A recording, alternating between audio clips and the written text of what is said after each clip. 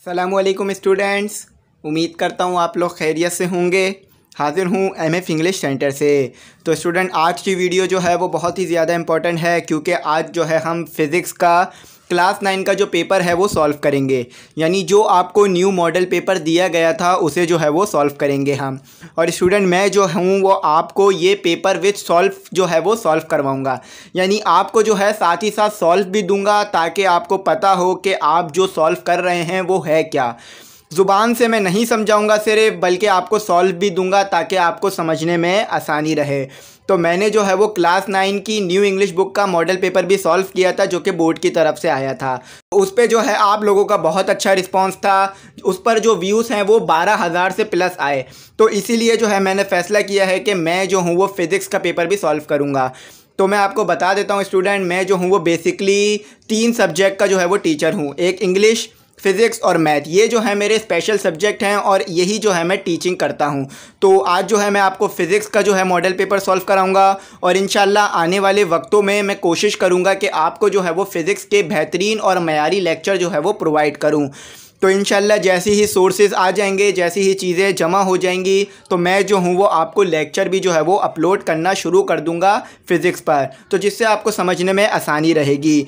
तो स्टूडेंट, सबसे पहले मैं आपको जो है वो एमसीक्यूज़ सॉल्व करवाऊंगा। तो चलें आज एमसीक्यूज़ कर लेते हैं। तो एमसीक्यूज़ सॉल्व करवाने से पहले मैं आपसे एक रिक्वेस्ट करूंगा कि अगर आप चैनल पे नए हैं, ये चैनल नहीं सब्सक्राइब किया, तो आप लोग ज़रूर कर लीजिएगा सब्सक्राइब, क्योंकि ये आपका सब्सक्राइब करना ही हमारे लिए रिवॉर्ड होता है, एक इनाम होता है। तो सब्सक्राइब ज़रूर कर लीजिएगा। तो चलें आज सबसे पहले एमसीक्यू सॉल्व कर लेते हैं। तो एमसीक्यू जो है वो 30 नंबर के हैं। अब यहाँ पर एक प्लस पॉइंट है आपके लिए कि एक एमसीक्यूज़ के 2 नंबर हैं। वैसे तो यहाँ पर आपको जो है वो 50 एमसीक्यूज़ दिए जाने चाहिए थे, क्योंकि 50 एमसीक्यूज़ का ही कहा गया था। लेकिन यहाँ पर आपको 50 एमसीक्यूज़ नहीं दिए गए हैं, बल्कि सिर्फ 15 एमसीक्यूज़ दिए गए हैं, और उसके नंबर 30 हैं। यानी यहाँ पर आपको इजाफी पॉइंट ये हो गया है कि एक एमसीक्यूज़ के 2 नंबर हैं। तो जितनी अच्छी एमसीक्यूज़ की तैयारी करेंगे इंशाल्लाह उतने ही अच्छे नंबर आएंगे। तो आने वाली वीडियोस में मैं ये करूँगा कि आपके लिए एमसीक्यूज़ जो है वो चैप्टर वाइज जो है मैं आपको देता रहूँगा, जिससे आपकी एमसीक्यूज़ की तैयारी जो है वो बहुत अच्छी हो जाएगी और नंबर भी अच्छे आ जाएंगे। तो उम्मीद करता हूँ बात आपको समझ में आ गई होगी। तो क्वेश्चन नंबर 1 जो लिखा है वो ये लिखा हुआ है कि choose the correct answer for each from the given options. तो यहाँ पर आपको एमसीक्यूज़ दिए हुए हैं, तो सही ऑप्शन जो है वो सेलेक्ट करना है। तो मैं आपको जो है वो साथ ही साथ आंसर भी देता जाऊंगा और सॉल्व भी देता जाऊंगा, जिससे आपको समझने में आसानी रहेगी। अब यहाँ पे लिखा हुआ है कि all the universe follows the loss of. तो यहाँ पे कहा जा रहा है कि जो पूरा यूनिवर्स है वो कौन से लॉस को फॉलो करता है। यानी ये जो यूनिवर्स में चीज़ें मौजूद हैं ये कौन से लॉस को जो है वो फॉलो करती हैं। तो फिज़िक्स के जो लॉ हैं वो यूनिवर्स में और जो दुनिया में चीज़ें मौजूद हैं उन पर लगाए जाते हैं, जैसे कि गाड़ी की मोशन करना और प्लैनेट्स का मोशन करना।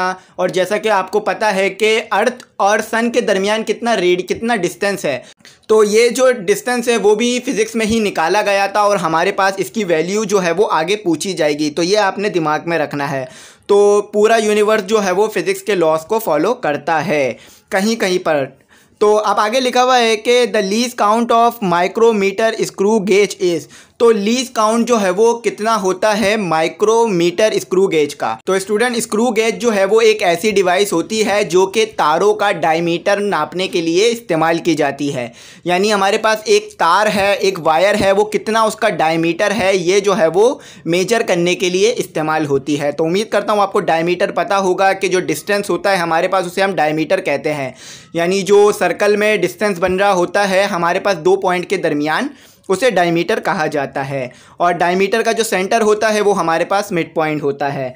तो उम्मीद करता हूँ बात आपको समझ में आ गई होगी। तो ये जो डिस्टेंस होता है, यानी जो लीस्ट काउंट होता है माइक्रोमीटर स्क्रू जैक का, वो होता है हमारे पास 0.01 मिलीमीटर। तो 0.01 मिलीमीटर जो है ये इसका लीस्ट काउंट होता है। तो स्टूडेंट, हमारे पास जो तीसरा एमसीक्यूज़ है वो ये है कि the wheels of a moving car and the blades of a moving electric fan are the examples of. तो यहाँ पर जो है ये पूछा जा रहा है कि ये जो हमारे पास व्हील्स होते हैं, यानी जो गाड़ी के टायर होते हैं, और जो फ़ैन के अंदर यानी जो पंखे के अंदर ब्लेड्स लगे हुए होते हैं, ये किसकी एग्जाम्पल है, यानी ये कौन से मोशन करते हैं। तो आपको पता होगा कि जो व्हील होते हैं गाड़ी के वो जो है वो रोटेशनल मोशन करते हैं, यानी रोटेटरी मोशन करते हैं। और इसी तरह पंखे के जो ब्लेड हैं वो भी रोटेटरी मोशन करते हैं। तो ये जो है हमारे पास रोटेटरी मोशन होगा। तो अब आ जाए 4 पढ़ते हैं। The SI unit of force is. तो फोर्स का जो है वो एसआई यूनिट क्या होता है ये बताना है। तो फोर्स का यूनिट जो है वो वॉट नहीं है, वॉट जो है वो पावर का यूनिट होता है, और जाउल जो है ये हमारे पास जो है वो एनर्जी या वर्क का यूनिट होता है। तो किलोग्राम भी नहीं है, ये मास का यूनिट होता है। तो हमारे पास न्यूटन जो है ये यूनिट होता है फोर्स का। इसे ज़रूर याद रखें क्योंकि बहुत जगह ये इस्तेमाल होता है फिज़िक्स में। तो अब यहाँ पर आपसे पूछा जा रहा है कि if F 4 newton a 2 metre पर सेकेंड का स्क्वायर देन एम इज़। तो यहाँ पर पूछा जा रहा है कि फोर्स जो है आपके पास 4 न्यूटन की मौजूद है और एक्सेलरेशन जो है आपके पास 2 मीटर पर सेकेंड स्क्वायर है। तो मास क्या होगा? तो आपने जो है वो न्यूटन का सेकंड लॉ पढ़ा होगा जिसमें फॉर्मूला होता है F = ma, जो कि आपको स्क्रीन पर नज़र आ रहा होगा। तो आपने जो है वो F = ma लगाना है और एक्सेलरेशन जो है वो फोर्स के नीचे ले जानी है, यानी यहाँ पर मल्टीप्लाई हो रही है तो वहाँ पर जाके डिवाइड हो जाएगी फोर्स के नीचे। तो फोर्स को जो है वो डिवाइड कर दें एक्सेलरेशन से, आपके पास जो है वो मास आ जाएगा। तो ये जो है हमारे पास 2 kg बनेगा। अब आ जाए पढ़ते हैं 6। It is a scalar quantity. तो इसमें इट इज़ अ स्केलर, तो यहाँ पर पूछा जा रहा है कि इनमें से कौन सी स्केलर क्वांटिटी है। तो आपको पता होगा कि टॉर्क भी जो है वो वेक्टर क्वांटिटी है, एक्सेलरेशन और मोमेंटम वेक्टर क्वांटिटी है। तो डिस्टेंस जो है ये एक स्केलर, तो डिस्टेंस जो है ये एक स्केलर क्वांटिटी होती है। तो स्टूडेंट हमारे पास जो 7 वाला है वो ये है कि 1 रेडियन इज़ इक्वल टू। तो 1 रेडियन कितने के बराबर होता है, कितने डिग्री के बराबर होता है? तो 1 रेडियन जो है वो 57.3 डिग्री के बराबर होता है। तो ये जो है एक याद करने वाला MCQs है जो कि आप याद करिएगा। और मैं आपको बता देता हूँ कि 1 डिग्री कितने के बराबर होता है। तो 1 डिग्री जो है वो 0.0174 के बराबर होता है। ठीक है, अब आ जाते हैं 8 पर। The second condition of equilibrium states that. तो सेकेंड कंडीशन ऑफ इक्विलिब्रियम क्या होती है? तो सेकेंड कंडीशन ऑफ इक्विलिब्रियम ये होती है कि the sum of all net torque is 0, यानी जितने भी टॉर्क लग रहे हैं बॉडी पर वो 0 होने चाहिए। तो यहाँ पर हमारे पास जो सही है वो सेकेंड वाला है। तो ठीक है स्टूडेंट, उम्मीद करता हूँ समझ में आ गई होगी आपको बात। अब आ जाते हैं हम अपना 9 पे। Which is the best approximation of the weight of an object of mass 1800 ग्राम। तो यहाँ पर सबसे पहले आपने क्या करना होगा, सबसे पहले ग्राम को जो है वो 1800 ग्राम को जो है वो केजी में ले जाना होगा। उसके बाद ये न्यूमेरिकल सॉल्व, उसके बाद जो है ये MCQ सॉल्व होगा। तो यहाँ पर पूछा जा रहा है कि इनमें से कौन सा जो है वो वेट वो करीब तर है, यानी यहाँ पर आपको 4 ऑप्शन दिए हुए हैं। तो 4 में से कौन सा ऑप्शन जो है वो करीब तर है, सही कौन सा होगा? तो आपके पास जो मास है वो 800 ग्राम है। तो आपको जो है वो स्क्रीन पर सॉल्व हुआ नज़र आ रहा होगा। तो सबसे पहले आप क्या करेंगे, 800 ग्राम को डिवाइड कर देंगे 1000 से, जिससे वो केजी में चला जाएगा। तो फिर आप क्या करेंगे, वेट निकालना है। तो वेट का फॉर्मूला आसान है, W = mg। आपको जो है वो ग्रेविटी की वैल्यू पता होगी, 9.8 × 9.8 मीटर पर सेकेंड का स्क्वायर। अब कहीं पर जो है वो ग्रेविटी की वैल्यू 10 भी ली जाती है, तो 10 भी ले सकते हैं आप। तो उसको ग्रेविटी की वैल्यू को मल्टीप्लाई करा दें आप 0.8 से, तो आपके पास जो है वो आंसर आ जाएगा। आंसर होगा 8 न्यूटन। अब आ जाते हैं 10 पढ़ते हैं। An object appears lighter in water because one of the properties of matter. देखें, ऑब्जेक्ट जो है जब वाटर में मौजूद होता है तो वो लाइटियर यानी हल्का क्यों महसूस हो रहा होता है, वो डूबता क्यों नहीं है पानी में? तो वो जिस प्रॉपर्टी की वजह से नहीं डूबता और हल्का महसूस होता है वो होता है बियोयेंसी है। तो बियोयेंसी जो होता है हमारे पास, ये एक प्रॉपर्टी है जो कि हमारे पास जो चीज़ होती है जो कि पानी पर मौजूद होती है उसको ऊपर की तरफ अपर थ्रस्ट देती है और ऊपर की तरफ रखती है। तो इसे अपर थ्रस्ट भी कहा जाता है बियोयेंसी को। तो उम्मीद करता हूँ आप समझ गए होंगे। अब 11 पढ़ते हैं। मैं साथ साथ आपको जो है वो एक्सप्लेन भी कर रहा हूँ कि ये वाला सही है तो क्यों है। आ जा रहा है कि a 50 newton force act on x axis, what is the value of y component. तो यहाँ पर आपके पास एक फोर्स है जो कि है 50 न्यूटन और एक्स एक्सिस में है। तो आपको ये पता होगा कि हमारे पास जो है वो हर चीज़ के कंपोनेंट मौजूद होते हैं। अगर वो 2 डायमेंशन में है, 2 डायमेंशन मोशन कर रही है या 3 डायमेंशन मोशन कर रही है। तो यहाँ पर फोर्स का सिर्फ एक ही डायमेंशन है, वो है एक्स एक्सिस, यानी वो जो है वो एक्स एक्सिस के बिल्कुल पैरेलल है। तो जब फोर्स एक्स एक्सिस के पैरेलल होगी तो वाई कॉम्पोनेंट बनेगा ही नहीं। तो इसीलिए जो है वाई कॉम्पोनेंट 0 होगा। तो उम्मीद करता हूँ बात समझ में आ गई होगी। अच्छा, एक्स और वाई कंपोनेंट जो हैं ये एक दूसरे से परपेंडिकुलर होते हैं, एक दूसरे के लिए परपेंडिकुलर होते हैं, यानी एक्स और वाई कंपोनेंट के दरमियान जो है वो 90 का एंगल बन रहा होता है। ये बात याद रखिएगा, पूछी जाती है MCQs में। The value of radius of earth is, तो पूछा जा रहा है अर्थ का जो रेडियस है उसकी क्या वैल्यू है। तो उसकी जो वैल्यू है वो है 6.38 × 10⁶ मीटर। तो उम्मीद करता हूँ समझ में आ गया होगा, ये याद करने वाली चीज़ है।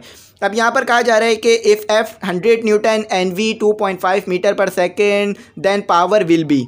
तो यहाँ पर कहा जा रहा है आपको फोर्स दे दी गई है हमारे पास 100 न्यूटन की, और यहाँ पर वेलोसिटी 2.5 है। पावर क्या होगी, तो पावर आपको पता होगा कि पावर जो है वो डॉट प्रोडक्ट होती है फोर्स और वेलोसिटी का।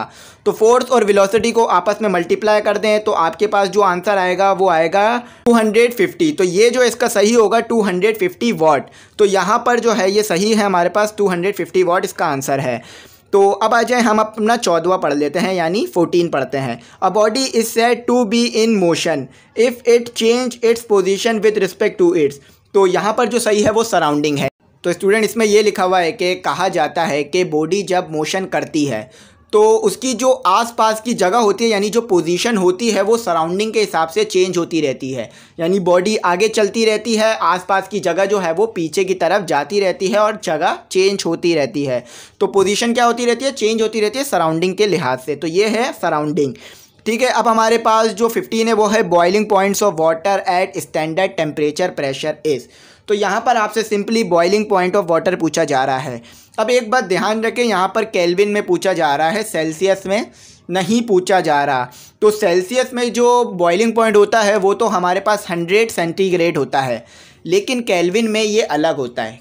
केल्विन में होता है 373, यानी 373 ये जो है हमारे पास क्या होता है, बॉइलिंग पॉइंट, और 273 ये हमारे पास फ्रीजिंग पॉइंट होता है। तो ये याद रखिएगा, आपसे पूछा जा सकता है फ्रीजिंग पॉइंट भी।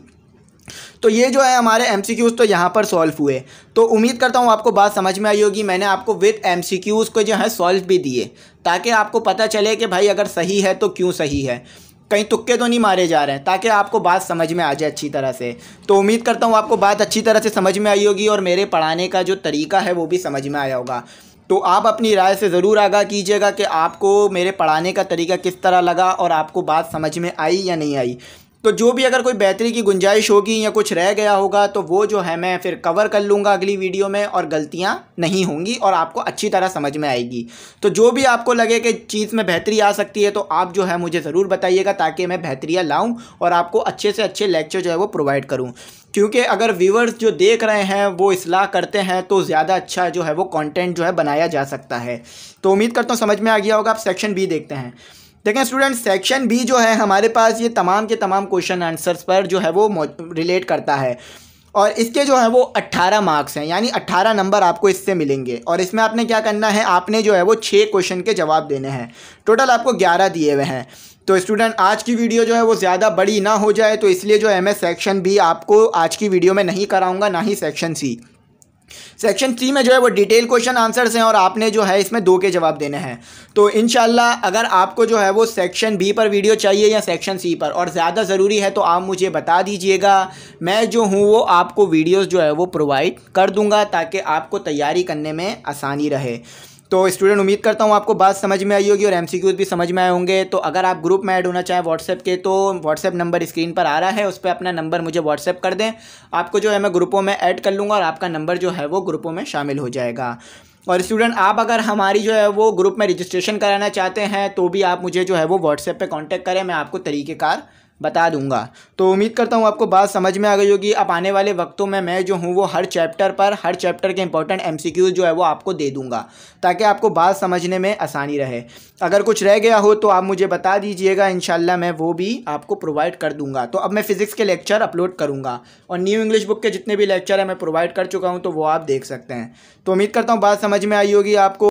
अगर कुछ गलती हो गई हो, कुछ क्यूरी हो गई हो या कुछ ना समझ में आया हो तो आप मुझसे कांटेक्ट कर लीजिएगा, इंशाल्लाह मैं रिप्लाई करूंगा और आपको बता दूंगा।